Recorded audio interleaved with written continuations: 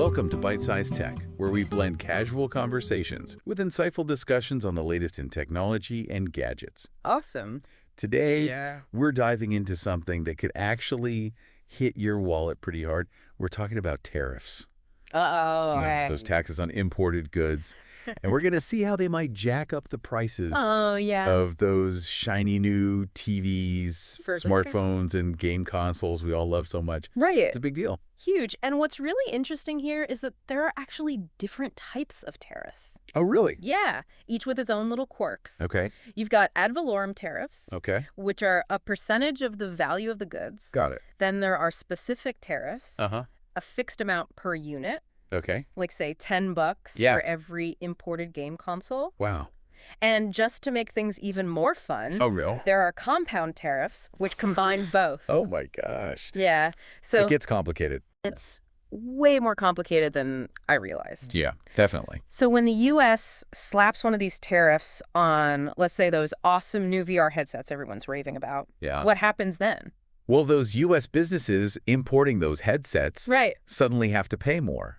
And let's be real. Yeah. Businesses don't like eating extra costs. Makes sense. They want to stay profitable, so guess who usually ends up footing the bill? Let me guess. The consumer. Bingo. Of course. It's like a chain reaction. Yeah. The cost trickles down from the importer to the retailer and ultimately lands on you when you're checking out. Ouch. Yeah. So picture that you're at the store, hiked to grab that new VR headset, and bam, a 10% ad valorem tariff hits. Right. That's an instant price hike right there on the sticker. Ouch is right. Now, some companies might try to soften the blow initially. Okay. Maybe absorb a portion of the tariff cost to stay competitive. Right. But in the long run, those increased costs usually make their way into the final price tag one way or another. Yeah, that makes sense. So why do governments even bother with tariffs? It seems like a lose-lose for everyone, except maybe the government's coffers. Well, the common argument is that tariffs protect domestic industries. Okay. The idea is to make those imported goods more expensive, so American-made products seem like a better deal. Yeah. Encourage companies to manufacture stuff here in the U.S. Okay, that makes sense on the surface. Yeah. But when it comes to electronics, doesn't the U.S. have pretty limited manufacturing capability? You hit the nail on the head. Really? We're talking smartphones, Okay. TVs, laptops. All that cool tech is mostly made overseas. Setting up those complex manufacturing operations and supply chains takes years, not to mention the workforce. Right. And labor costs in the U.S. are way higher than in places like Vietnam or Mexico. Okay. It's a whole different ballgame. Right? I remember that whole Foxconn situation in Wisconsin. Oh, yeah. It was supposed to be this huge win for American manufacturing. Right. But it kind of fizzled out, didn't it? It did. That Foxconn factory was touted as this multi-billion-dollar project creating tons of jobs. Yeah. But it ended up being scaled back significantly. Wow. What happened? Was it all about those high labor costs we talked about? Labor costs were definitely a factor, but it wasn't just that. There were also challenges finding skilled workers, building the necessary infrastructure, and navigating those fun local regulations. Oh, yeah. It's a complex equation, and sometimes, even with the best intentions, things don't quite pan out as planned. Wow. So if setting up shop in the U.S. is such a headache, what are companies doing to deal with these tariffs? Are they just accepting lower profits? Some might initially, but that's not a sustainable long-term strategy. What we're seeing is companies diversifying their supply chains. Instead of relying solely on China, they're spreading out production to other countries. So instead, everything coming from China. Right. We might see more electronics coming from Vietnam, India, or maybe even places like Mexico. Exactly. Yeah. Shifting production from China to Vietnam is one thing. Yeah. But moving it to the U.S. is a whole different ballgame. Okay. At least for now. Got it. But this diversification does make supply chains more resilient. Resilient? What do you mean by that? Think about it. Okay. If a major disruption happens in one region, like a natural disaster or political instability, and that region happens to produce most of the world's electronics, that could cause a major problem. Yeah. Spreading production across multiple locations acts as a safety net. That makes sense. Yeah. It's like not putting all your eggs in one basket, right? Exactly. Now, remember those tariff threats back in 2019 on electronics from China? Oh, yeah. Laptops, Yeah. smartphones, game consoles. Right. You name it. People are worried about prices skyrocketing. Yeah, I remember. I think I even considered stocking up on extra charging cables just in case. Well, those tariffs were either delayed or scaled back after negotiations. Trade agreements were reached, and the immediate panic about price hikes subsided. So it's like those tariffs were used as bargaining chips. Yeah. In these international trade deals, a way to get everyone to the table. That's a great way to put it. Governments use them as leverage to try and get what they want in these complex negotiations. So let's say I'm in the market for a new TV. Should I rush out and buy one now before prices potentially go up because of tariffs? Or is that just adding to the panic buying frenzy?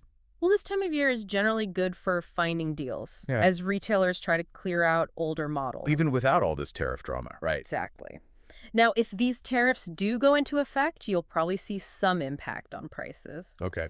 How much is hard to say. It really depends on how companies choose to adapt.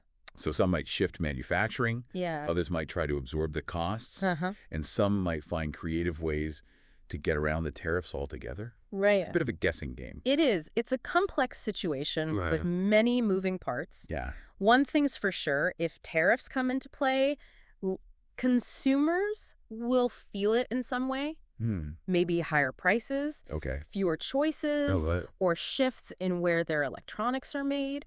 The global supply chain is a fascinating, ever-changing beast.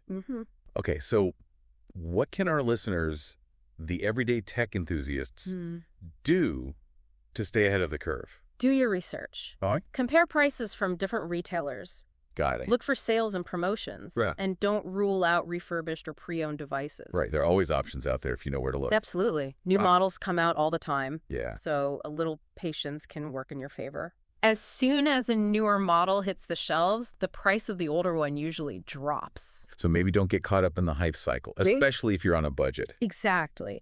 And remember, even if prices do go up because of tariffs, it's not always a dramatic increase. Okay. We're talking percentages here, not necessarily doubling the cost of your new phone. Okay, that's reassuring. Yeah. Any other tips for navigating this tariff minefield? Consider looking for products made in countries not currently subject to tariffs. Remember, tariffs are targeted at specific countries. Okay. So if there's a tariff on electronics from China, maybe look for products made in South Korea or Japan. So we've got options. It just takes a bit of effort to find them. Well, we've covered a lot today. Before we wrap up, we want to leave you with something to ponder. Do you think governments will keep using these tariffs to try and, control the global tech landscape? What does that mean for us, the people who just want the latest gadgets without breaking the bank? That's the million-dollar question, isn't it? Predicting the future of global trade is like trying to predict the weather. Right. There are so many variables, so many potential curveballs that it's nearly impossible to say for sure. Yeah, and technology itself is constantly evolving at warp speed. What's considered cutting edge today might be gathering dust in a museum tomorrow. Exactly. And as technology changes, so too will the ways it's manufactured and traded.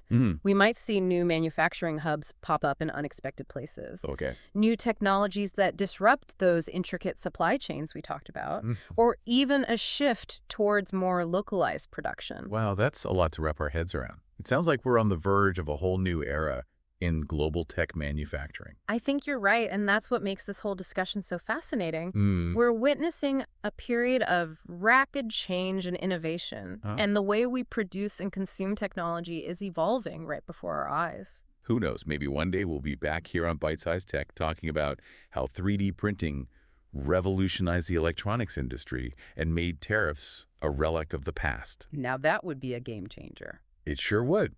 But for now, we'll have to keep an eye on those global trade winds and see where they take us. Thanks for joining us on this Byte-Sized Tech deep dive into the world of tariffs and electronics. We hope you learned a thing or two and maybe even had a few aha moments along the way. It's always a pleasure to break down these complex topics with you. Thanks for tuning into Byte-Sized Tech. If you enjoyed the episode, like, comment, share, and subscribe for more fun tech discussions.